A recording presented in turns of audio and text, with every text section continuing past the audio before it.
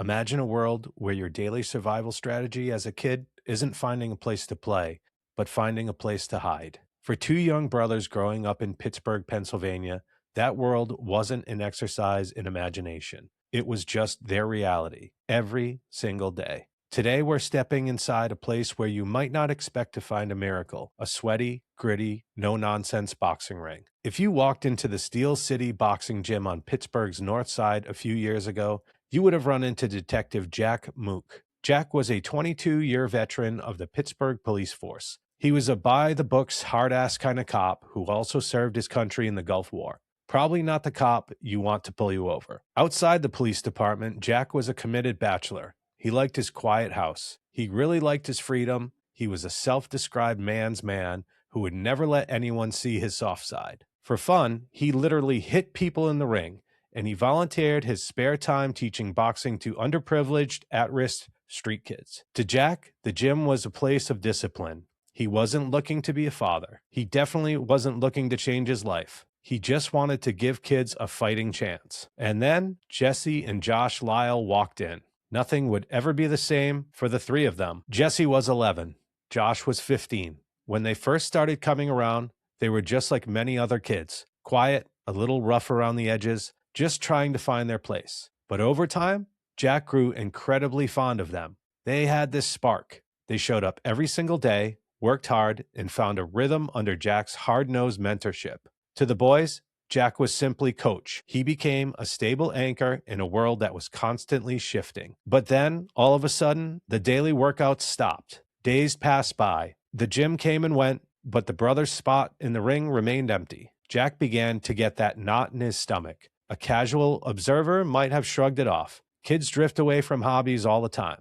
But a detective's intuition doesn't just shut off. So Jack hit the streets to track them down. When he finally found Josh, the 15-year-old looked entirely different. He was pale. He had these deep, dark bags under his eyes. He looked like a boy who hadn't slept in weeks, or maybe a boy who had slept way too much. When Jack pressed him and asked what was wrong, the tough exterior of the teenager boxer completely collapsed. Josh broke down and just started crying. He revealed a heartbreaking secret that he and his little brother had been hiding. They were living in a foster home that had spiraled into an absolute poverty-stricken living nightmare. There were no beds to sleep on. There was no real parenting. Worse, it was an environment plagued by severe neglect and even physical abuse. Josh looked at his coach and said words that would haunt Jack forever. He said, "Coach, I get home from school and I just try to fall asleep until I have to go to sleep again. I am literally trying to sleep my own life away. You gotta get us out of here. Can you help us?" Let's think about that choice for a second. Jack Mook was a single guy, a lifelong bachelor with zero parenting experience, who valued his independence above almost everything else. He could have filed a standard police report. He could have called social services, passed the case along to the proper authorities, and gone back to his quiet house, feeling satisfied that he did his civic duty. But true heroes don't look for an exit strategy when someone asks for help. Jack took matters into his own hands. He cashed in every professional favor he had accumulated over 2 decades on the force. He cut through all the red tape, completed an emergency foster certification, and drove right over to that house. He looked at the brothers and said, "You're coming home with me now." Going from an independent bachelor detective to a single father of 2 traumatized boys was, as Jack later admitted, a massive shock to the system. The man who was used to quiet evenings was suddenly navigating middle school math homework, managing household chores, establishing strict rules of mutual respect, and desperately trying to teach himself cooking skills so he could prepare a proper family dinner. It was an incredibly challenging transition, but Jack didn't back down. He gave those boys the structure, safety, and fierce protection they had never known. For nearly 2 years, they lived as a foster family, healing together. Then they went to court. But this time, it wasn't for a criminal case. On September 16th, 2014, a judge signed the paperwork that made it official. Cheers erupted in the courtroom as Jack Mook legally adopted Jesse and Josh, giving them his last name. They were no longer just his foster kids, they were his sons. When asked about the massive sacrifice, Jack just shook his head. He said, "I thought being single was fun because you don't have any responsibilities. But when you're single, you don't realize what you're missing out on. It's the best thing I ever did in my life. Jack thought he was stepping into that ring to save those boys, but looking back, he realizes they were the ones who rescued him. It turns out the real strength isn't about how hard you can hit. It's about how wide you can open your arms. Another amazing feel-good story. I'm so glad you chose to listen to Briefly Good today. I hope this story made you feel hopeful and gave you a nice break from all the negative out there in the world. Be sure to subscribe on the platform you're listening on so you don't miss our weekly refresh. And if you enjoy what you're hearing, a review would help the show out a whole bunch. I really appreciate it. In a gym, a spotter isn't there to lift the heavy weight for you.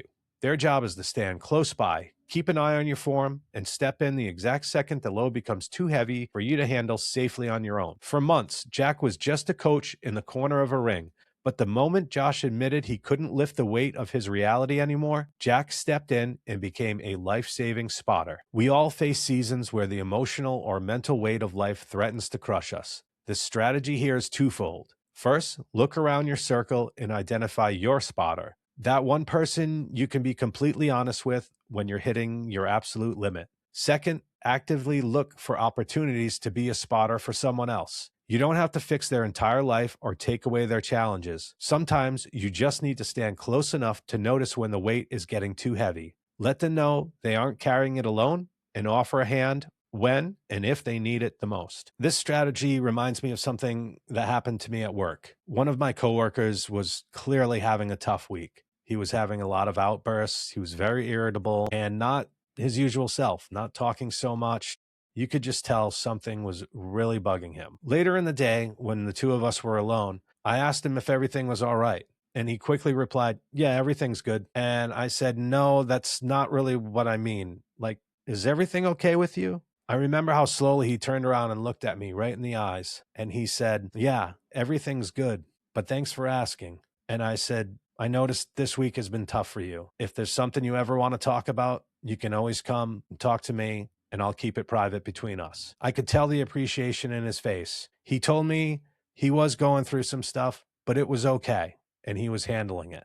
But he appreciated me reaching out, noticing that he was having something going on in his life, and I was there for him. It was a win for both of us. So even though I didn't have to jump in, I was ready to. I tried, but it wasn't needed at that point.